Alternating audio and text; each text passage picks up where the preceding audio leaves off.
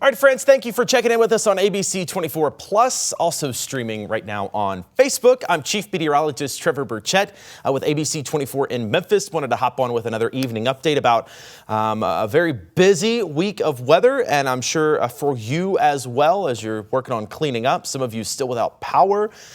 People stuck on the interstate last night. There is just a lot to talk through as we continue to try to build back from what was really a historic storm for Memphis and the Mid-South. So we're going to do a little bit of weather here. We'll do a little bit of traffic. I'll let you know what I know, bearing in mind that it is tough to get information from Mississippi right now because of the lack of cameras and the lack of power in most cases, but I will do the best I can. I'll pass along some things that I've been told from viewers and people on my Facebook. I also have my comments pulled up on Facebook, so if you'd like to comment there with anything you're seeing in your neighborhood, let me know. Again, we're live right now at 6:33 on your Wednesday evening. You might be watching this a little later. We will have it on a replay, but again, right now live at 6:33 on your Wednesday evening. Let's get right into the forecast. We'll talk about it. At least a brief look at the weather, and then we'll get into traffic because I know that's what a lot of people are talking about right now. The bottom line is this is not over yet, right?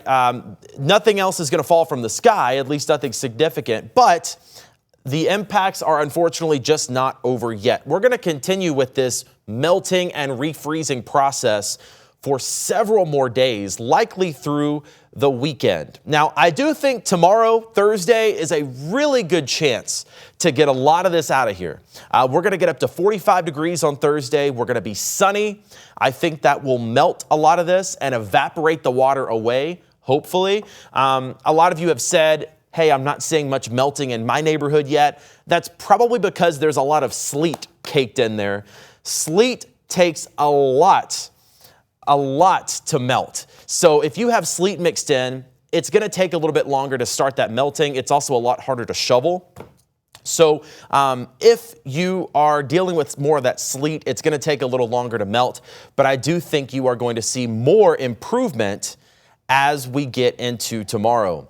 We are going to get a lot colder Friday into Saturday, though. So if we don't get rid of a lot of this Thursday, it's going to probably stick around through the weekend. There is a slight chance of some flurries for Friday morning. I'm not concerned about it. This is not going to be another winter storm. It's not going to add anything else to the ground, but there could be a few flakes flying around. Let's get out to the road report, and I'll take this full screen and just show you at least a couple of things that are going on right now and kind of a difference of what your neighborhood will look like. Now, on the left, those are your main roads. That's your interstates, your highways. They look great for the most part. I mean, that's I-40 at Chelsea. Traffic is moving like a normal day. A lot of the main roads are going to look similar. Poplar, Summer, Austin P. But you get on the side streets a little bit. I'm also looking at Madison Avenue. It looks similar to this. This is at in Horn Lake, 301 at 302. You see how the lanes are still a lot more covered in that snow, sleet, slush mix. That's what's going to keep refreezing overnight tonight. So even if you can make it on the main roadways, the side streets are going to be probably a lot more of an issue for you once you get off the interstate, and that could continue likely into the weekend. And then bear in mind, if this starts to melt, of course, it's going to refreeze. So even as we see more melting tomorrow through Thursday, things could be a little bit more tough. Now, in case you missed it, the big story has been North Mississippi, where we've been talking about the fact that they got a lot more ice than anything else. And they have interstates that are essentially frozen solid. Big time problems down there. Interstates are actually closed tonight. Last night on Interstate 55 in North Mississippi and Interstate 22 in North Mississippi, that would be places like Holly Springs, Byhalia, Senatobia, Como, Batesville. Traffic was stuck all night. We had reports of people that got stuck at 2 p.m. last night and did not get out until this morning. We do know they've let a lot of the passenger vehicles out. The people in cars, vans, trucks, they are clear from the interstate. What's stuck now is 18-wheelers. So what they've done is overnight tonight, they've closed those interstates down. We'll show you a map in a second, but they're going to try to get the 18-wheelers out of here. They're going to clear as much as they can before they reopen it because they don't want another situation happening last night where people were stuck on the interstate, in some cases nearly 24 hours. Thankfully, as far as the interstates go, the people that were stuck, we don't have reports of injuries or any fatalities. Thankfully, of course, it was very cold last night. Thankfully, we don't understand that anyone was hurt. But again, many people were stuck in excess of 24 hours on the interstate. We did speak to a man who was stuck on the interstate on I-22 in North Mississippi trying to get home to Byhalia. We spoke on the phone with him. I want to play you that interview from earlier today. This is going to be from about midday. So some of the things he says, might be out of date. We hope he's home now. Probably need to check back in with him. But I want to take you to that interview now. Again, this is with a man that was stuck on the interstate on I-22 through the night last night, had to sleep in his car in the cold. Listen to this.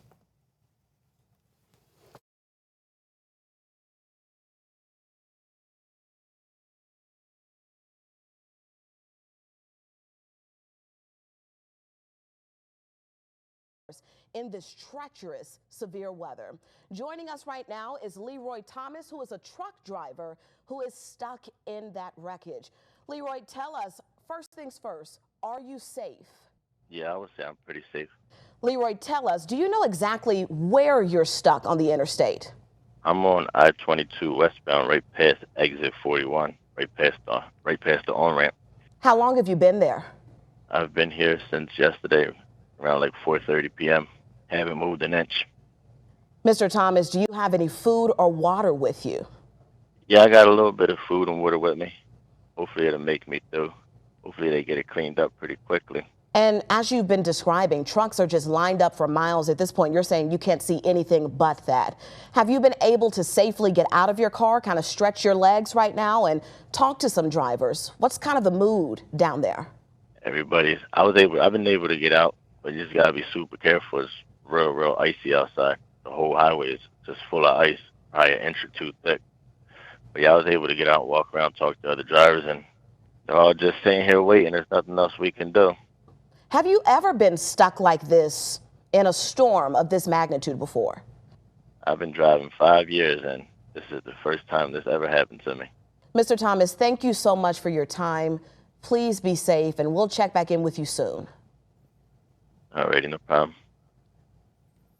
So obviously a very tough situation down there. Again, that was a truck driver down in Byhalia that was stuck. We had another gentleman we spoke to that was trying to get home to Byhalia, and he was considering basically just walking at that point because of the situation that was going on. So that was earlier today. I want to let you know what is going on right now. We've already talked a little bit about Memphis and what's going on in the city.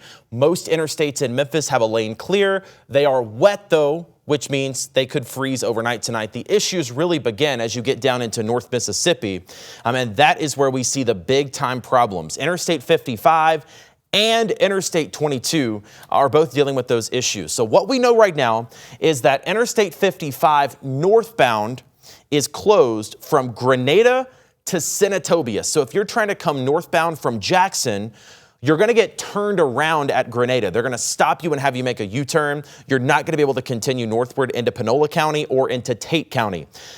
From the reports we've gotten, you can get southbound, but there have been at least some intermittent lane closures. So I wouldn't hedge that bet. I would just consider I-55 pretty much closed from Hernando down to Grenada. Again, they're going to be working overnight tonight to clear those 18-wheelers and to hopefully clear some of this out before the morning, that hopefully we could get this reopened sometime tomorrow, depending on how much work they can get done. Also, Interstate 22 is closed. That's from New Albany all the way up to Holly Springs, even to Byhalia at this point. So I would pretty much say the same thing. Mainly westbound is affected coming into Memphis, but eastbound traffic is also very troublesome. So your best bet is to just stay off the interstates for tonight, and maybe tomorrow, once we get to 45 and some sunshine, things will be a little bit better. I did get a report that Highway 51, which runs kind of right next to I-55 the whole way down, might be a little more clear. I cannot say for sure, but I did have reports that some people made it on Highway 51. I also know that Highway 72 from Olive Branch over to Corinth is also in pretty bad shape. I know that we had a truck apparently that wrecked at that roundabout over in Benton County, I think, somewhere along 72. You know what I'm talking about if you've done it before. There's that random roundabout right in the middle. There was a truck that crashed in that area. So North Mississippi is in a lot different condition than what you might see in Memphis. So if you're in Memphis and you see the interstates are clear, it is not the same situation in North Mississippi. I want to take you to some of these videos now. These are live looks as compared to earlier. This is I-22 at Victoria Road. And again, crews are out here trying to get these 18-wheelers moving, and they are moving. What they did first was they got the passenger cars out of the way. Truck drivers are typically a little more prepared for this kind of stuff. They usually know it's coming. They usually have more food. They have water. They have things to last them a little bit longer. So they focused on the passenger vehicles first. They got them out of the way, got them off the interstate. They left the 18-wheelers there, and the truth is a lot of them were stuck. So they weren't able to move anyway. So now one by one, they're going down the line, getting people unstuck that might be stuck, and now just slowly marching them toward an exit. So what's going to happen now is once they clear out that stretch, now that's on I-22 from New Albany to Holly Springs. New Albany is exit 68 or maybe 70 something. Byhalia is exit 12. So you're talking about 60 miles of Interstate 22 that are closed that they have to slowly get these trucks off of. So they're going to do that now, and then once it's completely clear, they're going to go through and try to plow some of this so that hopefully they can get it open by tomorrow. Notice though, that's that caked on hard ice and slush. It's very hard to plow ice. You can't really plow it. So they're going to have to treat it first. Hopefully some of it will melt and then they can clear some of it out. So it's going to be a long process. I would hope at some point tomorrow we could get those interstates reopened, but I'm not so sure. This is Interstate 269 at I-22. That's that Byhalia junction. And you see here exactly what we were just talking about. Again, this is a live picture at 6:45 that it seems like that tractor trailer bed is possibly stuck there. I think maybe what we're seeing here is they're trying to pull it out. You've got this truck maybe that's tied up to it. Again, I'm just guessing. I don't know any more than you do. I'm just looking at the camera. But obviously something happening right there, and you can see how deep that snow, ice, slush is. But this is what they're dealing with these hundreds of tractor trailers. Some of them stuck. They have to go one by one. It is going to be a very long process for those crews tonight. But again, that's live at I-269 and I-22. So that's something that is going to continue to be an issue. And then this is Interstate 269 near Lewisburg. We haven't talked a lot about I-269, but that whole stretch from about Lewisburg to Byhalia is also completely stuck because this is eastbound. So all of these trucks would normally be taking that Memphis bypass to get on I-22, to get off of 269. They can't do that right now. So they're just kind of stuck on Interstate 269. And you see the conditions are very bad. Again, this is near Lewisburg. You can see how deep those ruts are where the snow and sleet is just kind of caked up. So that's North Mississippi. Again, I'll show you one more time. Interstates are closed overnight tonight. I-55 between Grenada and Senatobia is closed. DeSoto County is in a lot better shape. You get up to DeSoto County, you get to South Haven, you get to Nesbitt on I-55 is in better shape. But once you get out of DeSoto County, even I-269 is pretty bad off. So it gets worse the further south and east you go. But 55 closed between Grenada and Senatobia, 22 closed between New Albany and Holly Springs. So just try to stay off the roads if you can. Back roads, can't even get out of your driveway. And that's going to be the issue here, right? The only cameras I have to show you are on the interstates. So you look at these interstates. These are around Memphis. 385 in Kirby looks pretty clear. But again, notice, look at all that water that's out there. That is what's going to freeze into that black ice. And that's even more dangerous than that sleet and snow because it's just solid ice. 55 and 3rd Street is the same. Most of the interstates in Memphis pretty much have a lane open. But again, that's going to fill in with water and that could freeze overnight tonight. The problem is the side streets and your driveway. It's that crunchy, snowy sleet that is very hard to shovel. It's just going to take some sunlight to kind of break it up. And I think tomorrow, with temperatures in the mid-40s and sunshine, I think if you're still in your neighborhood and your driveway's caked in and your road is caked in, I think you will see some improvement tomorrow if you have not already. Just a reminder, where we saw the highest sleet and snow totals, weathermen get a lot of flack when it's wrong. I have to tell you, though, this forecast was spot on with what the ABC 24 team had predicted. I'm so proud of my team because this was an incredibly hard forecast. If you scroll back and look at my post from Tuesday or Wednesday of last week, this is pretty much what we were expecting. And we kind of nailed the difference between snow and sleet and ice. So Memphis ended up with that 3.5 to 5 inches of crunchy snow and sleet. Higher totals to the north, which of course is going to make it harder to get rid of if you're in Tipton County. 5 to 6 inches there, and then 8 to 10 inches you get up there toward Jonesboro, Blytheville, and Dyersburg. So that mix of snow and sleet is going to make it much harder to get rid of. As we mentioned, there was a quick dividing line between where the snow and sleet was, which is a lot easier to get rid of with a snowplow, and the solid ice. That transition really took place right over DeSoto County. That's why Goodman Road has a lane open and I-269 is at a standstill. You go just a few miles away because that's where we got that significant ice storm from Batesville, Water Valley, Oxford up to Corinth, Holly Springs, Benton and Tippah counties, even into Selmer and Bolivar areas got the worst of the ice. That's basically impossible to get off the roads without a little sunlight. It also makes power outages really bad. So that zone where the ice is that you're looking at is where the worst of the power outages, it's where the worst of the road conditions are going to be. Power outages still pretty high. We look at those totals. Again, it's right in line with where the ice happened. Panola, Lafayette, Marshall, Benton, Tippah, Alcorn, McNary, all dealing with thousands and thousands of outages. And again, we've seen a little improvement. However, it is still going to be a very long process before we get lights fully back on. We understand the first concern was those main transmission lines had come down. So they got those back up for the most part. Now they're going to focus on, going road by road and getting the power lines back up. It's just going to take some time. Nobody on earth can solve a power outage from an ice storm that quickly. Nobody with human abilities can do it. So you're just going to have to be patient and give those crews some time. They are working around the clock to get that stuff fixed. Of course, what we're going to see the next few days, what we've already seen is even if the road is clear by a plow, snow and sleet melts, you get a puddle on the roadway that freezes overnight. So even if you've been driving around Memphis, I-40, 55, 240, if you see a lane that looks clear, be aware for the next couple of mornings, it could be black ice. 23 overnight tonight. So again, whatever comes in is going to pretty much freeze solid. Could be a little bit of fog, but other than that, I think the biggest concern is going to be the roadway issues. 23 degrees overnight tonight, but again, 25 tomorrow afternoon. That's the warmest we've been in a while. We're going to have sunshine. And to get a little technical and nerdy for a second, our dew point is going to be pretty low. That means there's not a lot of moisture in the air. That means evaporation happens a lot quicker. If the dew point is lower, the water evaporates a lot better. So what we need is not only the melting, we need evaporation. So I think, again, if you've not seen a lot of improvement in your neighborhood already, I think you will tomorrow. We're going to be above freezing by 9 a.m.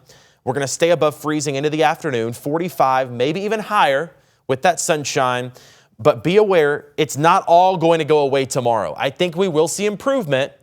It's not going to magically disappear, though. Whatever does melt will refreeze Thursday night, 28, and then we'll get to 35 on Friday. So colder air starts to roll in here. Saturday is going to be very cold, morning low of 17 and a high of 25. So as this next cold front comes in for Thursday, whatever does not clear is going to be with us at least through the weekend as we get another blast of colder air. Now that next cold front that comes in Thursday night into Friday could provide a few flurries, maybe even a few raindrops. I'm not expecting another winter storm. I do not think whatever falls is going to make things any worse than they already are because it's just going to be such a quick round of very light snow, if anything. But overnight Thursday into Friday morning, you could see a few quick snow flurries. But again, nothing major, and I do not expect a major storm out of it Thankfully, because we do not need that. I'm definitely ready for spring and summer. Again, we do get colder through the weekend. Next week is when we finally kind of bottom out and get at a more normal level, mid to upper 40s, Monday, Tuesday, and Wednesday. So if you're asking when this is all going to be gone, next week. I know it's not what anybody wants to hear, but it is just going to take quite a while. We'll get over to your 7-day forecast now. 23 tonight, 45 tomorrow. Again, with the sunshine, I think we will see some improvement, especially in the areas that maybe haven't already. I think you'll start to see those driveways melt out a little bit. Pro tip, by the way, 45 is the loosest the ice is going to get, right? So if you've been in your driveway and you realize that it's really hard to plow and get rid of, the loosest it's going to be is tomorrow when it hits 45. So before it gets cold again, I might try to shovel that driveway. I know it's going to be tough, clean your cars off, do all that stuff, because it is going to get colder again. 45 will make it a little bit easier to kind of scrape all of that stuff out of here. 35 is your high temperature Friday, so it's going to get a little cooler. 25 Saturday, 33 on Sunday. So again, whatever's there is going to be there for a while as we look through the weekend. Sunshine could help a little bit, but still below freezing. Whatever does not get rid of, whatever doesn't go away tomorrow is going to continue to freeze through the weekend. So expect roads to be a little tough through the weekend. Next week, though, I think we'll be in better shape. Monday morning, still going to be below freezing, but then we get to 45 Monday afternoon. That Monday afternoon should take care of a lot of this. We'll get to 47 with rain showers Tuesday. No winter weather next week, but it will rain. That should wash the rest of this mess out of here. And then we'll be above freezing Tuesday night into Wednesday. So there is a light at the end of the tunnel. It's just going to be a while. So hang on. Help a neighbor if you can. It's going to be a tough next few days. And if you don't have to get out, just don't get out. Continuous updates right here on ABC 24+. Also on my Facebook page. Trevor Birchett, ABC 24. I'll see you there with the latest updates. For now, sign off. We'll see you a little bit later tonight.